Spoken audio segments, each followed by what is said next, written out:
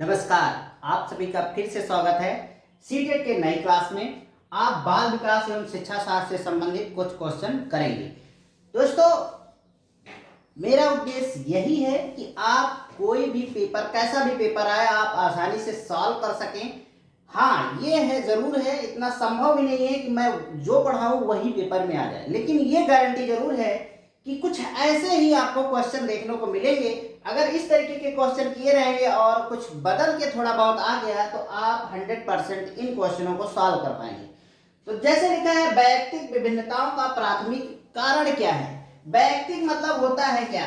देखिए, ये सीटेड है, आपको शब्दों में फंसा लेता है। वैयक्तिक मतलब होता है व्यक्तिगत, ठीक है, व्यक्तिगत ही होता है जो हम लोग बात करते हैं, और यहाँ वैयक्तिक लिखा रहता है।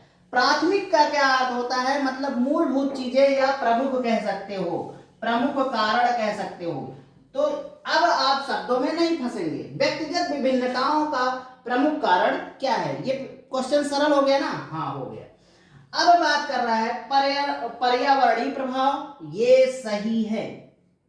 आनुवांशिकता एवं पर्यावरण के बीच जटिल पारस्परिक क्रिया, तो ये भी सही है, ठीक है, लेकिन ये कम सही है, ये ज्यादा सही है।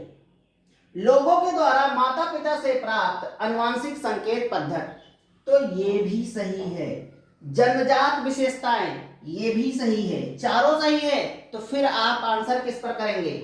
सबसे ज्यादा और सबसे सटीक आंसर आपका बी है, ठीक है, क्योंकि इन तीनों ऑप्शनों को ये बी अपने आप में समाहित कर लेता है। आनुवांशिकता जो जन्म से प्राप्त होता है। पर्यावरण से क्या तात्पर्य है? यहाँ पेड़ पौधों से तात्पर्य नहीं है, यहाँ तात्पर्य है कि आपके आसपास, आपके पड़ोस में रहने वालों से मिलने वाला गुण, ठीक है। तो यही होगा।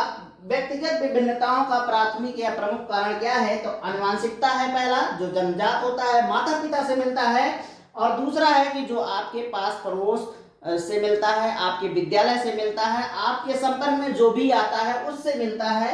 तो इस तरीके से इसका ऑप्शन बी सही होगा। तो मुझे लगता है कि आपको ये बात अच्छे से समझ में आ गई होगी। तो चलिए अगला क्वेश्चन देखते हैं। देखिए, हमारे पास यही संसाधन है, तो मैं इसी संसाधन से आप लोगों को पढ़ाऊंगा। आप लोगों को थोड़ा आर्ट लग सकता है कि व्हाइट बोर्ड है और ज़्यादातर लोग डिजिटल बोर्ड पर पढ़ाते हैं, तो भाई मैं सक्षम नहीं हूँ कि डिजिटल बोर्ड ले सकूँ, लेकिन पढ़ाने की इच्छा हमारे अंदर रहती है, जज्बा रहता है, तो मैं इसी के माध्यम से आपसे जुड़ रहा हूँ। तो क्वेश्चन को देखेंगे। निम्नलिखित में से कौन सा द्वितीयक समाजीकरण एजेंसी का उदाहरण है? विद्यालय एवं मीडिया, मीडिया एवं पास पड़ोस, परिवार एवं पास पड़ोस, परिवार एवं मीडिया। तो दोस्तों देखिए, विद्यालय जो होती ना, ये दूसरा है, ठीक है, और मीडिया भी दूसरा है। द्वितीयक समाजीकरण का उदाहरण है विद्यालय और मीडिया, लेकिन यहाँ क्या है? मीडिया ये दूसरा है और पास पड़ोस ये पहला है। प्राथमिक, जैसे हम लोग बात करते हैं ना, प्राथमिक पाठशाला, तो आपका परिवार होता है, आपके पास पड़ोस होते हैं, उसके बाद फिर विद्यालय का नंबर आता है। तो इसी प्रकार से इसमें भी ये परिवार पहला है, पास पड़ोस भी पहला है, ठीक है, परिवार पहला है, मीडिया दूसरा है। तो इस तरीके से ये भी ऑप्शन गलत है, ये भी ऑप्शन गलत है, और ये भी ऑप्शन गलत है, और पहला ऑप्शन ए सही है। निम्नलिखित अवधि में से किसमें शारीरिक वृद्धि एवं विकास तीव्र गति से घटित होती है? मतलब बच्चे किस जीवन काल में ज्यादा तेजी से बढ़ते हैं, यही प्रश्न का मूल है। मध्य बाल्यावस्था एवं किशोरावस्था में, किशोरावस्था एवं वयस्कता में, शैशवावस्था एवं प्रारंभिक बाल्यावस्था में, और प्रारंभिक बाल्यावस्था और मध्य बाल्यावस्था। तो भाई, शैशवावस्था जो होता है ना, आपका 0 से 3 वर्ष के बीच होता है, और इस काल में सबसे तेज वृद्धि होती है बच्चे की, ठीक है। फिर आती है प्रारंभिक बाल्यावस्था। प्रारंभिक बाल्यावस्था होता है आपका 6 से 9 वर्ष के बीच होता है, और इस काल में भी सबसे तीव्र गति से बच्चे की वृद्धि होती है, ठीक है। निम्नलिखित में से कौन सा विकास का सिद्धांत नहीं है, विकास का नियम नहीं है? विकास आनुवंशिकता एवं पर्यावरण दोनों के द्वारा प्रभावित होता है। तो बिल्कुल सही है। बच्चे का विकास जो है ना, आनुवंशिकता माता पिता के ऊपर भी आधारित होता है, और पर्यावरण, पर्यावरण से मतलब आपके पास पड़ोस से संबंधित होता है। ठीक है, ये तो कहने का मतलब ये ए वाला ऑप्शन सही है। विकास सार्वभौमिक है तथा सांस्कृतिक संदर्भ में इसे प्रभावित नहीं करते। विकास सार्वभौमिक है ये सही है, लेकिन सांस्कृतिक संदर्भ में इससे प्रभावित नहीं करते, तो ये जो है ना आपका गलत है। विकास जीवन पर्यंत होता है तो बिल्कुल सही है। विकास परिवर्त्य होता है मतलब बदलता रहता है, तो ये भी सही है। विकास हमेशा होता है जब बच्चा जन्म लेता है, जिस दिन से या जिस दिन से वो गर्भ में आ जाता है माँ के, उस दिन से लेकर जब तक बच्चा मर नहीं जाता बूढ़ा होकर, तब तक परिवर्तन होता रहता है। लेकिन ये होता है कि बचपन में परिवर्तन तेज गति से होता है, और एक समय के बाद जो होता है प्रौढ़ावस्था के बाद गति जो है विकास की धीमी हो जाती है। बस इतना ही अंतर होता है। विकास से संबंधित अगर इस तरीके के क्वेश्चन आते हैं तो आपको 1 सेकंड में इस क्वेश्चन को हल कर देना है, लेकिन आपको चारों ऑप्शन पढ़ना है, कोई भी ऑप्शन कभी भी मत छोड़िएगा। तो इस हिसाब से सिद्धांत नहीं है विकास का, तो ये बी वाला ऑप्शन आपका सही हो जाएगा। आपको टिक यही लगाना है, क्योंकि ए, सी और डी सही है, लेकिन ये बी जो है गलत है क्वेश्चन के अनुसार। तो चलिए अगला क्वेश्चन देखते हैं। ये क्वेश्चन देख रहे हैं, बहुत ही मस्त क्वेश्चन है। कक्षा में परिचर्चा के दौरान शिक्षक प्रायः लड़कियों की तुलना में लड़कों पर अधिक ध्यान देता है। यह किसका उदाहरण है? अगर आप टीचर हैं तो ना तो आपको लड़कों पर ज्यादा ध्यान देना है, लड़कियों को छोड़ना नहीं है, ना ही लड़कियों को ज्यादा ध्यान देना है, लड़कों को छोड़ना है। इसको आप ध्यान रखिएगा, कभी भी बच्चों में भेदभाव नहीं करना है आपको। मैंने देखा है टीचर ऐसा करते हैं, हम लोग भी बचपन में पढ़े हैं, देखते थे कि टीचर का सारा फोकस वही 3-4 बच्चों के ऊपर रहता था जो क्लास में अच्छे होते थे। तो वो क्या करते थे? पक्षपात करते थे। पक्षपात ही तो है, ये हो जाता है, स्वाभाविक हो जाता है कि जो अच्छा है उस पर आपका बार बार ध्यान जाता है। लेकिन आप एक अच्छे टीचर तभी हैं जब आप इन सबको ध्यान नहीं देना है, बल्कि जो कमजोर है उसके साथ भी आपको जुड़ाव रखना है। तो पूछ रहा है जेंडर संबद्धता है। संबद्धता मतलब क्या होता है? लैंगिक जोड़। जेंडर मतलब लैंगिक होता है, लिंग होता है। हाँ, तो जेंडर समरूपता, भाई लैंगिक समानता की बात तो यहाँ नहीं हो रही, क्योंकि गुरुजी पक्षपात कर रहे हैं। जेंडर पक्षपात, यही आपका ऑप्शन सी सही हो जाएगा। ठीक है, जेंडर पहचान ये भी गलत है, तो इस बात का ध्यान रखिएगा। आपका ऑप्शन क्या सही होगा? सी सही होगा। तो चलिए अगला क्वेश्चन देखिए। निम्नलिखित में से किस मनोवैज्ञानिक ने बच्चों की ज्ञान सक्रिय जिज्ञासु के रूप में देखते हुए उनके चिंतन पर सामाजिक एवं सांस्कृतिक विषय वस्तु के प्रभाव को महत्व दिया? ये 4 मनोवैज्ञानिक हैं, जीन पियाजे, Lawrence Kohlberg, John D Watson और लेओ वाइगोस्की। तो दोस्तों इसमें कुछ समझने की जरूरत नहीं है, ये कथन है और इसका सही आंसर है डी, वाइगोस्की जी हैं। और वाइगोस्की निर्मितवाद के जनक भी माने जाते हैं। तो ये आपको एक अलग से चीज मैं दे रहा हूं, ये निर्मितवाद के जनक हैं। तो चलिए अगला क्वेश्चन देखते हैं। भाषा के अर्जन एवं विकास के लिए सर्वाधिक संवेदनशील अवधि कौन सी है? अर्जन मतलब क्या होता है? प्राप्त करना होता है।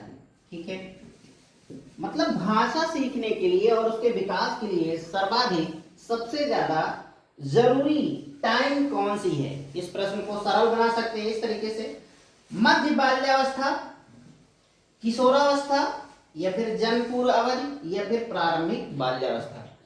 तो भाई जन्म पूर्व अवधि, जन्म से पहले भाषा की जरूरत ही नहीं, बच्चा पैदा ही नहीं हुआ है तो उसको भाषा की क्या जरूरत।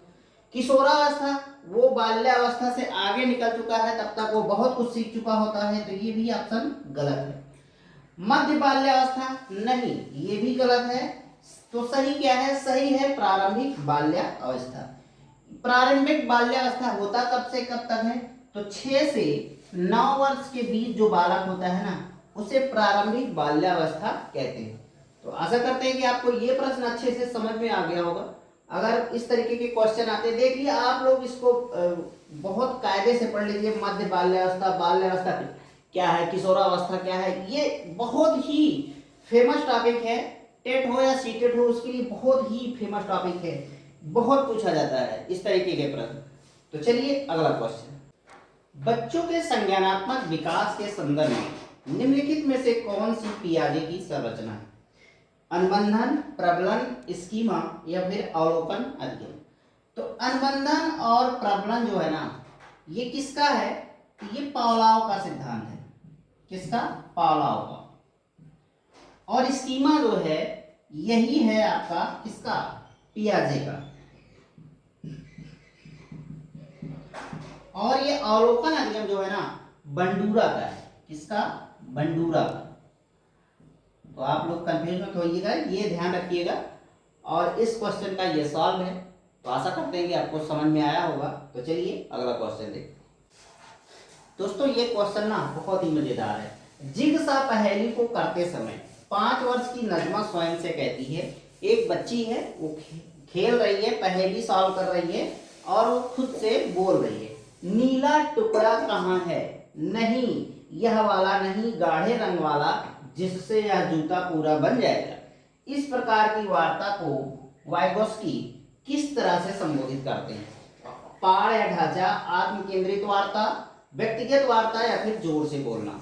तो दोस्तों जब कोई बच्चा कोई काम करते समय, कोई पहेली सॉल्व करते समय इस तरीके की बात करता है कि जैसे बच्चे देखते नहीं आप कि वो बोलते समय, जैसे आप वो कुछ लिख रहा है, जैसे लिख रहा है कमल, तो वो मुंह से भी कमल ही बोलता है तब लिखता है। और बड़े लोग क्या होते हैं, मन में ही समझ लेते और लिख देते।